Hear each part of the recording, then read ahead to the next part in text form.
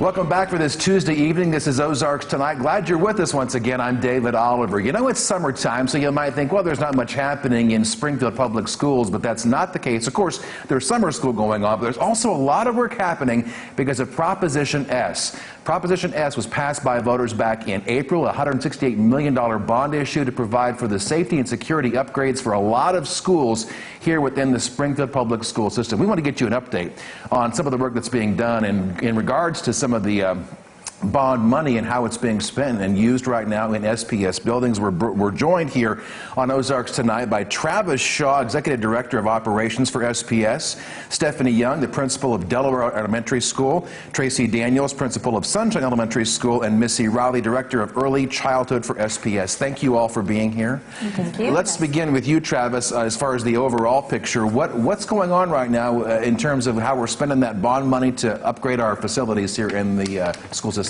Yeah, so the first set of projects that we started on were the secure entrances. If you recall, we had 33 different entrances that we were upgrading for security purposes. Half of those have already gone out to bid, have come in, have been approved by our board, and have started construction. And so we've got a lot of work going on those sites. We've got 3 more to get approved, 3 more packages to get approved. And before summer is over, we'll have all 33 different projects underway, and some of those will actually be finished up prior to school getting started. So that's the biggest thing that you would see out in the field. But we've also got 3 projects, 3 large projects that will be going out to bid.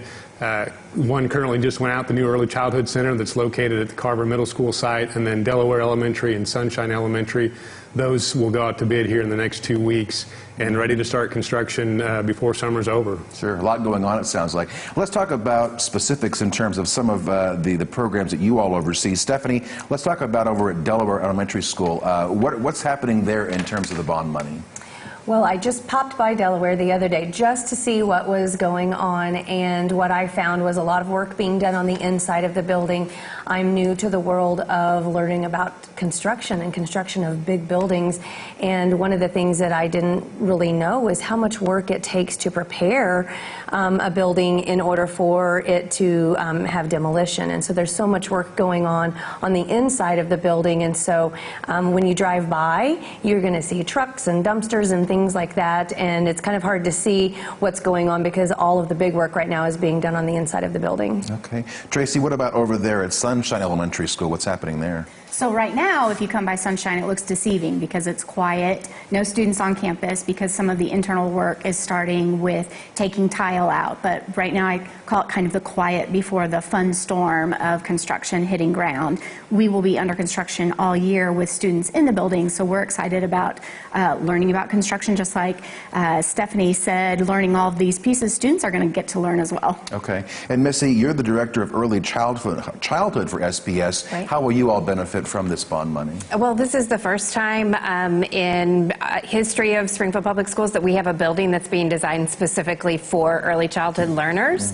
We've always gone into buildings before or have borrowed space within elementary school buildings that were designed for older students. And so that's how it's going to benefit us, is that all of the space, we've met with designers, we've met with architects, and everything that we're designing for the new center is specifically designed for 3-, 4-, and 5-year-olds. This is parents as teachers, right? No, it's preschool. It's not that. Oh, preschool. Okay. You know, I guess, one question that people watching us might have is, how will the kids see things differently when they come back to the school? I mean, obviously not everything's going to be done, but a lot of work is happening. I know I told my son, I was interviewing you all today, and he said, well, I think my school's pretty safe, but I don't know, Dad.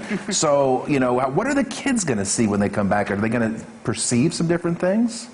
Travis? Well, from the secure entrance side, those secure entrances that we do get finished prior to school starting will look very different to them. For example, currently if you walk in to get buzzed in from Central High School, you have a wide area that you can go wherever you'd like to go.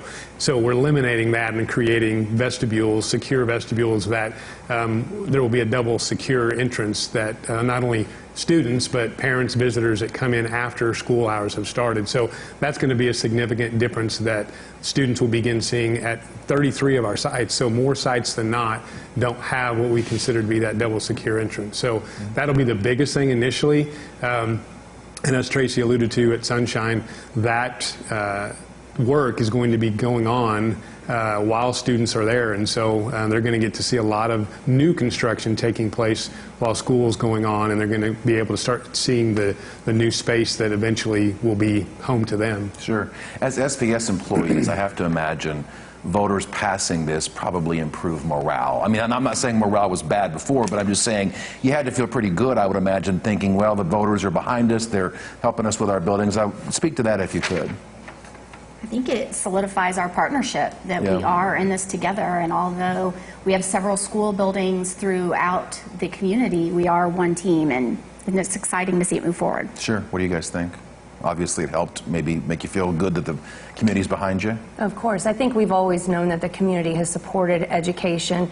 Our community loves our kids, and we know that. And sometimes, you know, you feel just completely different about it as soon as you see the bond issue results, and that came up, and we've always known it, but that was almost just like that very tangible piece that meant so much to us to say, yes, we know that our community is behind us, but here is a way that we're going to show you by providing these safe and secure entrances across the district, and to provide newer facilities for some of those buildings that just were at their max capacity or were beyond repair. Okay. Is there a way for people to track and see kind of the progress of this? I would imagine it's on your website or something? Yeah, our communications team has a great plan in place, progress as promised. Okay. And so on the website, they will be constantly posting updates as well as social media, Facebook page. And so that will be the go-to place where people can track what's going on and how it's progressing. And that's SPS.org, right? Correct, yes. Okay. Well, Travis Shaw, Stephanie Young, Tracy Daniels, Missy Rowley, thank you for updating us on how the bond money is being used in Springfield Public Schools, and we're going to see some changes perhaps this fall. Yeah, absolutely. Okay. All right. Thank you all very much. We'll have more Ozarks Tonight after this quick break.